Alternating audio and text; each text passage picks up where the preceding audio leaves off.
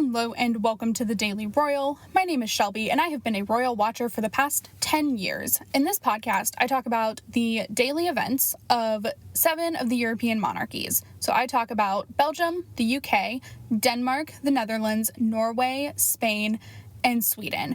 I upload Monday through Friday with occasional bonus episodes here and there. Today we are going to be talking about all of the events from Wednesday, June 23rd of 2021. It was a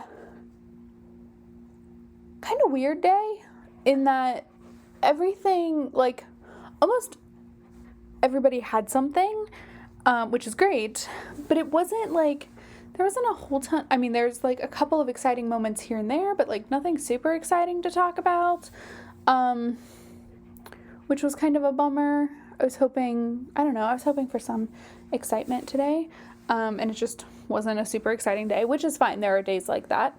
But anyway, like I said, there are a couple of things that were really big. Or really exciting at least, but nothing super duper exciting, I guess. I don't know.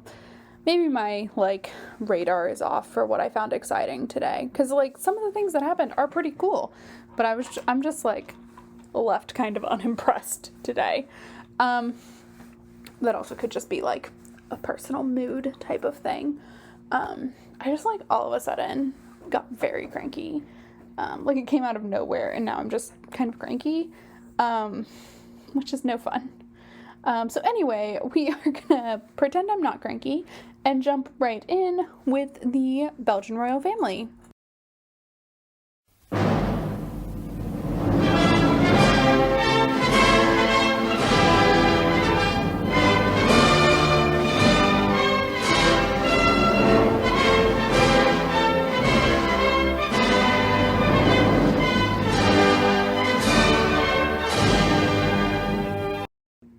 Like I said, there were some events that were a pretty big deal, and this is one of them.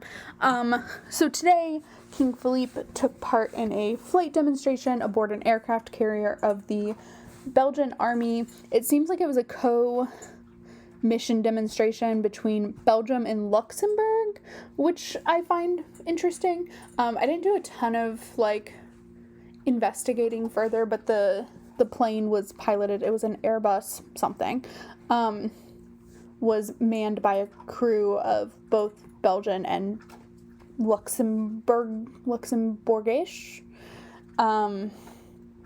servicemen and women, maybe. I don't know if there were any women. I only saw men, but service people. But what was cool about it is he brought his son, Prince Gabriel, who is their oldest son, not their oldest child, but their oldest son, who is 17, almost 18. He'll be 18 in a couple of months. But it was just very, very cool because it was fun. So they went up in the Airbus, and watched it was a drop type of mission. So it dropped, supposedly a supply box. They didn't show any video of that. Also, it was a demonstration, so, who knows? But then there were also paratroopers involved. And they jumped out of the plane. And if you've ever seen an aircraft carrier, the bottom kind of opens downward. And you can drive things, onto it. To transport large amounts of things. And that's where they were jumping out of, was that little space where it opens. It's a very large space, but still. And the views in this picture, you'll see if you check out the website, thedailyroyal.com, or Instagram, either one. The views are amazing. I think I would be scared out of my mind with that door open. They were kind of attached to something that seemed very secure, but it was still terrifying, to me. I'm also not a great flyer. I'm okay, but I'm not great. I have some control. freak tendencies. Like, I like to control everything. And so flying is not my greatest strength because I can't fly a plane. And so I can't then control it. And I just don't like that. But I'm okay. Like, I'm better than a lot of people in terms of flying, but I'm also worse than others because I'm just, I have trouble. But anyway, this idea terrifies me to no end, so that will never happen. But it was very cool. And I was just like, it was such a cool, first kind of, not independent outing, but first kind of like not with all the other siblings outing for Gabriel. And it seems like maybe it's something he's interested in, which is why he came. Also, like, his school is probably done for the year, as most of the schools are tending to do. So Belgium actually takes like a really interesting summer break. They have to do a split summer break because their national day is in July. And so they take like the first couple of weeks of July and do kind of a more local photo call vacation, and then after National Day they go on like whatever their private vacation is. So they have to do like a split thing, but they tend to do it around the school time. So that was the first event today in Belgium. It was very exciting. I loved it. And then we also had in the afternoon, or I guess technically evening, King Philippe met with 8 CEOs and representatives of a few foundations that are all partnering together with a project called Business Uniting Talent 2030, which is a partnership that seeks to build inclusive business models by 2030 and reduce inequality in employment access, which I think is really cool. And so the Prince Philippe Foundation is a part of that. And so this is something that was created when he was maybe not even fully heir to the throne yet, probably when he was heir to the throne, but pretty early on, I would imagine. And so it is still, of course, titled Prince Philippe. And now as king, he doesn't have like a foundation. I don't think. Correct me if I'm wrong, if you know. But anyway, that was his second event. And I think aside from the picture with the cabinet in October, this is the first time there's been like a large group of people posing for a photo on this staircase. Now, it wasn't a huge group of people and they were all spaced out. But they did events like this in March of 2020, like right as things were coming to a oh crap, lock everything down moment with the pandemic. And so it was really interesting to me that like I found the distinction there. Like, we're kind of in this stage of the world now with the pandemic, and so this is the picture that we're like taking. It was very cool. But I think anyway, so I found that interesting. So with that, we are going to now go ahead and talk about the British royal family.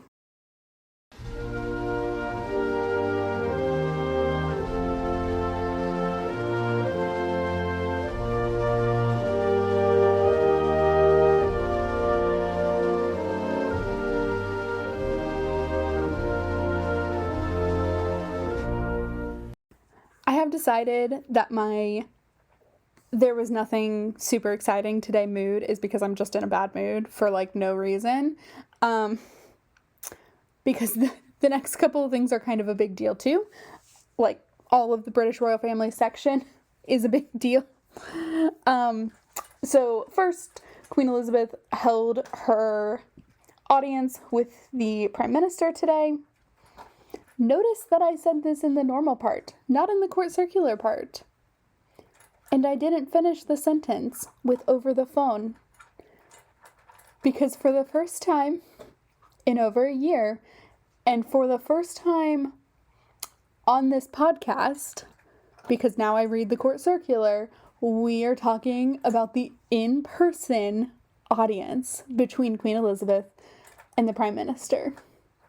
There's nothing to this other than just, oh my God, it happened in person.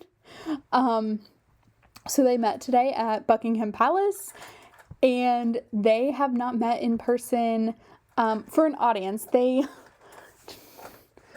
just recently saw each other, of course, at the G7 reception. But this was the first time in 15 months that they met in person. And it is great. It is so awesome. Like, it was just very exciting. Anyway, like, I am just excited about this because it's just been a very long time. And I do think, like, at some point, every time I see the Queen in person at in-person events, like, I think my excitement will die down eventually. But it's just, for so long, she wasn't really doing anything in, like, public, because COVID was scary, and she is of a certain age, and, so, you know, she was just locked into Windsor, and then, like, slowly but surely, she's been coming into more in-person engagements, and, of course, I mean, the April of this year was, like, of course, devastating, and so to just see her back and in such good spirits every single time, I think it's just wonderful to me. But I think at some point it might die down because I'll get used to it again. It's just, we didn't really have a period of time when I was recording pre-pandemic that she was super out there, because she takes a long winter vacation, like around Christmas, and then through till the day of her ascension, like that anniversary. And then, like, we got through that. There were, like, one big engagement per week, and then, like, 4 weeks later, it was pandemic.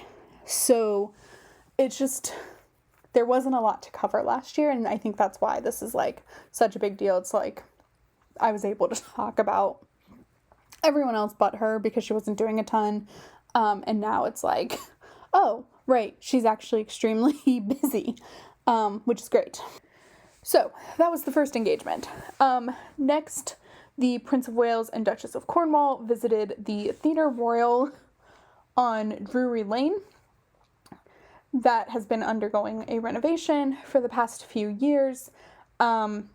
Also, apparently, Andrew Lloyd Webber, who's, like, a big deal in the theater world, owns this theater, and has taken on this renovation, and I'm very pleased with that. Like, it's in capital letters that he owns it, because that's a big deal to me. And then afterwards, they also visited Hyde Park to thank employees who have kept the park running for the past 15 months, past pandemic. Because I think everyone knows, like, the world spent a lot more time outside recently, because we couldn't go anywhere else. We could go to parks. You know, I think I've talked about this several times, but, like, one of the first things that I did in the pandemic, just because I wasn't sure if I was, like, in quarantine, like, there were just a lot of unknowns, and once it was kind of figured out that I, like, oh, no, you're not completely in quarantine, like, my personal situation, like, no, you're not completely quarantined, just very limited, the first thing me and, like, some of my relatives did, like, my not immediate family, we went to a park and had lunch together, but all kind of, like, separate, like, in household groupings, but all near each other. And so that was very special. And then my life very quickly went back to normal. So I was still spending all my time doing what I had done pre-pandemic. But my first, like, out of quarantine unknown was a park. And so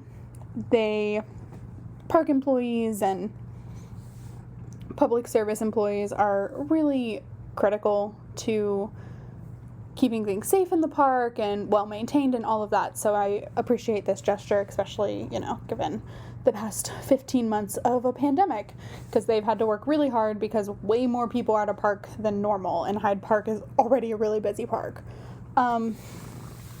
So that was their, like, in-person engagement. But then, you guys, another exciting event. I love how I'm like, nothing was exciting, and we're 15 minutes in, and we're only in the second royal family I talk about. It's fine. We'll go through some other things quicker, though. So, today was the first in-person group investiture since March of 2020. So today, the Prince of Wales led the investiture ceremony where 32 recipients of various orders and honors were given at St. James's Palace. So this is something that in early stages of early stages of this podcast, I didn't really know how to talk about these. I still don't, by the way. I'll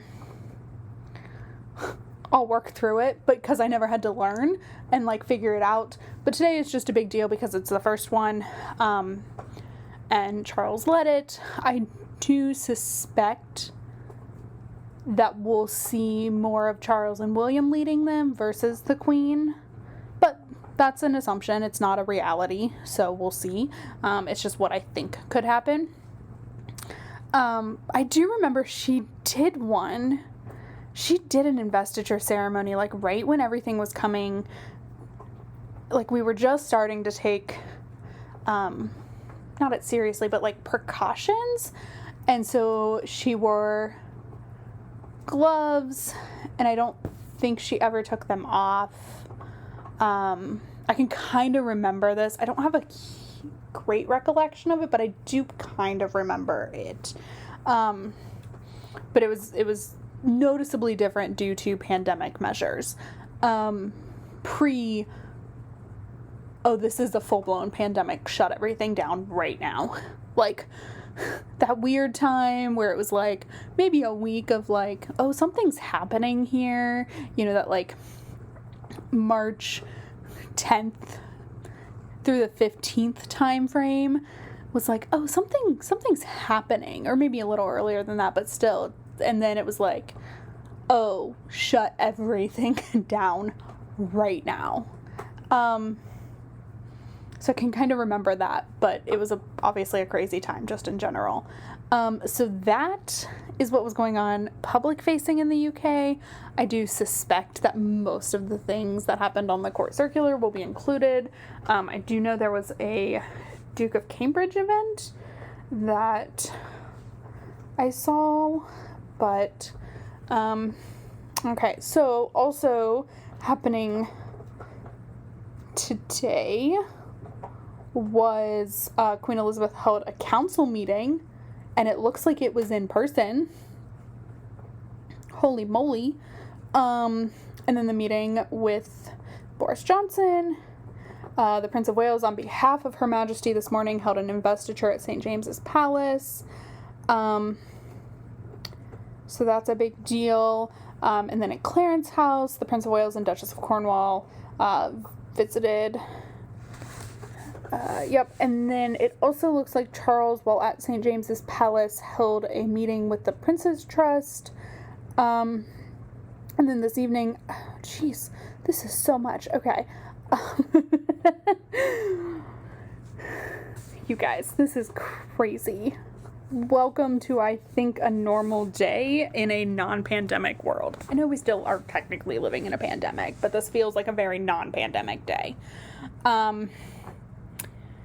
So His Royal Highness, meaning the Prince of Wales, was awarded the Council of Christians and Jews Bridge Award this evening. I'm sure they'll share more about that tomorrow. And then the Prince of Wales, Colonel of the Welsh Guard, later presided over a conference at St. James's Palace, attended by colonels of the regiments of the Household Division, and subsequently entertained the colonels to dinner. Holy moly. Okay. And then at Kensington Palace, the Duke of Cambridge this morning attended a meeting with the Duchy of Cornwall Rule Committee via video link, and this is, of course, part of his upcoming preparations to become the next Duke of Cornwall. That will happen immediately. So just a little context. I know this is going to be a weird episode. When the Prince of Wales becomes king, so when Queen Elizabeth passes, Charles will immediately become king, and immediately upon Charles becoming king, William will become the Duke of Cornwall. He will not necessarily immediately become the Prince of Wales. He will become the Duke of Cornwall immediately. But the Prince of Wales is like an investiture thing, and it has to be proclaimed by the new monarch, so it will presumably happen. It will not happen immediately. So anyway, just a little bit of context. So he will regularly take part in Duchy of Cornwall things. Okay, so that is what was going on in the UK. So now let's go ahead and move on to Denmark.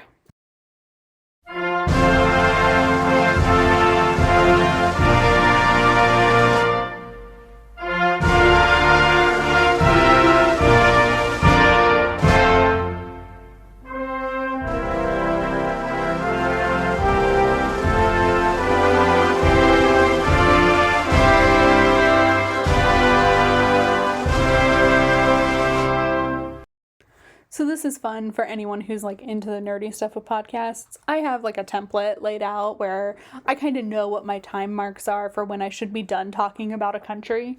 And just so you all know, I should be at this point like halfway through Norway, and I'm in Denmark. Just so you all know. It's a weird day. This is something though, I know I'm so rambly.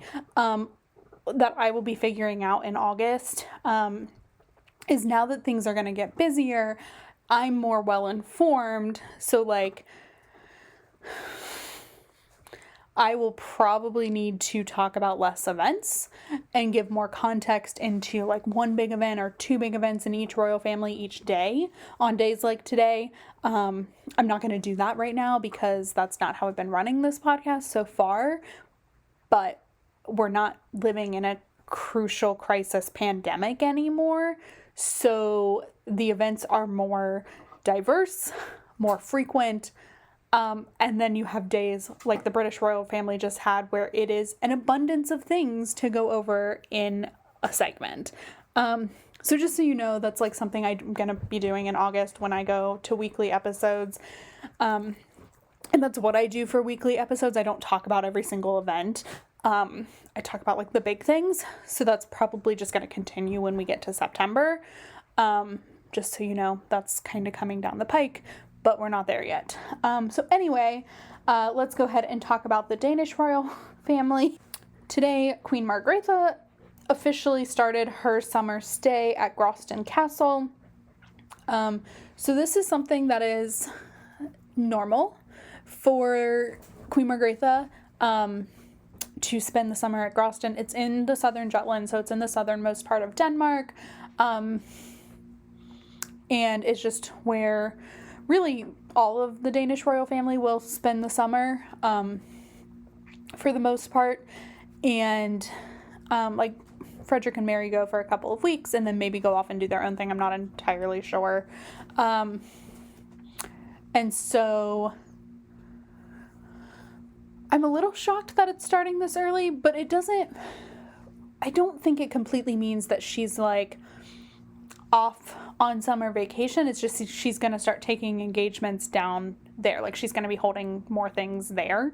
Like there's a watch parade, which is the clock, the like literal wristwatch parade in a couple of days, like things like that. But today she arrived in the municipality of Sonderburg on the royal yacht, and there was a small welcome reception hosted by the municipalities. So like each year, not last year, but each year there's always, it's one of 3 ports that is close to Gråsten, and so she will arrive in one of those 3, and they host a welcome reception for her to mark the start of her summer stay near them. So that was held, and the mayor gives like a speech. There was a small crowd gathered, not a huge crowd. I don't know what it looks like normally. This is the first time I'm experiencing this. So I don't know if this is like a normal size crowd or if it's kind of on the smaller side because pandemic. But anyway, it was kind of cool. And again, like I said, this isn't her starting the summer. I don't think. I do know it won't be that different. Her engagements will kind of be more sparse, but that really will be no different from the how the whole year has gone, because it's like very few and far between anyway. So anyway, that is what she did today. And then also today, Crown Princess Mary attended something called the Creative Summit, which was hosted by an organization called Creative Denmark in partnership with Dansk Industry, which was a place to create a safe, or to create a dialogue around new business models and different things to increase international growth for Danish companies, which is a huge, like this is over the past 15 months of non-pandemic related events. This is something that the Danish royal family does do a lot of, like international advocacy for Denmark. Not much more than every single country, but than a lot of countries. Like really Scandinavia does this to create more interest in their companies. 'Cause like each of them, although I can't think of a Norwegian brand, but like each of them has a brand, like one. It's, in Denmark, it's Lego. For those who don't know, Lego is from Denmark. And in Sweden, it's IKEA. And so, but like, there are obviously lots of other Danish companies and Swedish companies out there. So this is a way to make those known. So I thought it was really cool and super important. So that is what was going on in Denmark. There was an event today in the Netherlands, but it was a video call between King Willem-Alexander and Queen Maxima with German and Dutch companies ahead of the state visit, which is going to focus on business relationships between the two countries and trade relationships, etc. So it was in preparation for that and just kind of a kickoff to the upcoming state visit between from the Netherlands to Germany, which is July 5th through the 7th. So stay tuned. So that is what was going on in the Netherlands. I'm not going to give it its own segment. And so now we are going to move over to the Norwegian royal family.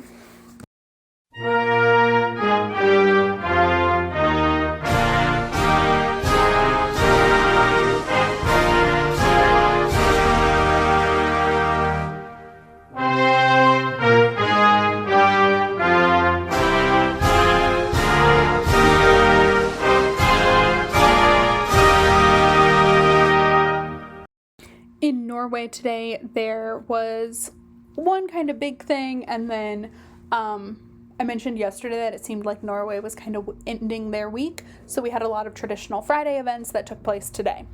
But to start with the big thing, today was the 30th anniversary of the day, like the ceremony day that King Harald was officially signed as the King of Norway.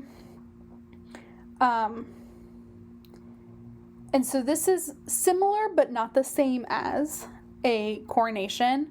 Norway only ever had one coronation, and that was when King Haakon became king of Norway. And then something that I don't know is super clear, King Harald is only the third modern king of Norway. Previous to that, Norway and Sweden were a combined country, essentially. And so the kings of Norway were also the kings and kings of Sweden. So in their own right, Norway, with their own constitution, had this happen, and King Harald is the third king. So King Haakon is his grandfather, and he had an official coronation, but he was also a Danish prince. And so I think it was just a way to solidify his Norwegianness. And then it was written out of the constitution, that was no longer required. And so King Olav, who's King Harald's father, did this signing ceremony in a church, but it wasn't required to be in the church. It's just what King Olav chose to do. And so then 30 years ago, King Harald decided to do the same thing. So it is a church service at the Nidaros Cathedral. And it just is a blessing, kind of. It's not necessarily an anointing, but a blessing and the official recognition of an official ceremony to mark that he had become king, because there isn't really one. In a situation where the monarch dies and then someone is immediately the successor, there's obviously not a ton of pomp and circumstance like you would get with an abdication. And then an inauguration like we've seen recently not recently, but most recently in Belgium, the Netherlands, and Spain. You get more of a immediate thing. Denmark has nothing like this. Sweden does. And Norway has this signing ceremony where it's just an official recognition kind of thing. So that was today. And so to mark that occasion, the Norwegian royal household released 4 new photos.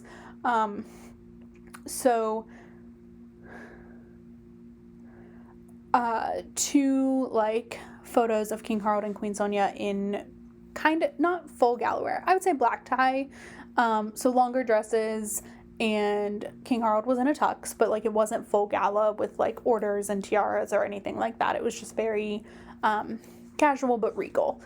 And then a single portrait of each of them in more business day-to-day attire. So that was really cool. I was really excited to see those. It took me a long time to realize they were new, because I think when I first saw them, it was still really early in the morning and I hadn't quite woken up yet. But then once I woke up more, I was oh, that's really awesome. So anyway, that was that event. And then, like I said, they kind of treated today like their Friday. So King Harald and Crown Prince Haakon took part in the cabinet meeting that happens every Friday. And then King Harald also held farewell audiences with ambassadors from Denmark, Slovakia, and Jordan. So that was the Norwegian royal family day. And now let's go ahead and move over to Spain.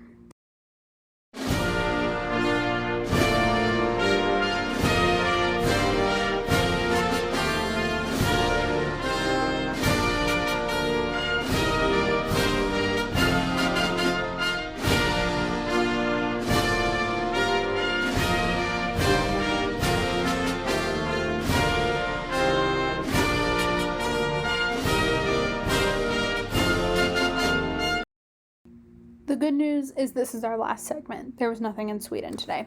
Spoiler alert. And there was a very, normal event in Spain. So not a ton to talk about here. We're almost done, I promise. So this morning, it was morning technically in Spain. To me, it was 6 in the morning. To them, it was noon. But still morning to a Spaniard, just so you all know. Or at least they still say good morning. Anyway, so today King Felipe and Queen Letizia attended the delivery of the 2018 as well as the 2019 medals of fine art, which are given out on an annual basis to Spaniards who represent and have strong contributions to the arts. So this, like I said, is something that happens every year. It did not happen in 2020. It's one of the few things that Spain did not continue on, maybe just because of the timing. Spain did hold a lot of like these annual things still last year. Like I said, Spain tried to like just kind of continue on. They lived with the reality of a pandemic, particularly in their government. Like they were out and about doing things. And so therefore, so were their king and queen after those first couple of months of like pure and total confinement. So they combined the 2 years, the 2018s, which were supposed to be given out in 2020, and the 2019s, which were supposed to be given out this year. They're always 2 years behind. I never know why, but anyway, they are. And so that took place this morning. I was kind of sad. So these typically take place in like various parts of this country, in really beautiful settings. And today it was just like in the Palacio El Pardo, which, okay, fine. It's still a very beautiful place, but I feel like we've been in there a lot in the past couple of weeks, and like I just want to see something new. I know we spent a lot of time in Andalusia, so I'm like, can we go like up north or something? Spain, like Galicia, Asturias, anything like that? Can we do that? I have very strong opinions. But anyway, that's what was going on in Spain today. Nothing too exciting. Like I said, kind of a quiet week this week for them in comparison to last week, at least. And then in Sweden, there was nothing that happened today that was shared today. Stuff happened yesterday that they didn't share about till today, but I'm not talking about it because I gotta draw the line somewhere. So in my notes, it just says, share the things. Share them when I can talk about them, because my frustration level is too high to deal with not sharing things until like 24 hours later. So anyway, that is what was going on today. I know this was a little bit of a longer episode. I also just like, there was a lot of stuff that happened. And a lot of it was bigger than I thought, apparently, at the beginning. Guys, the difference between this intro and outro. Whew. It's like I've gone through an entire journey here. So anyway, that is what was going on. Please check out thedailyroyal.com, The Daily Royal on Instagram.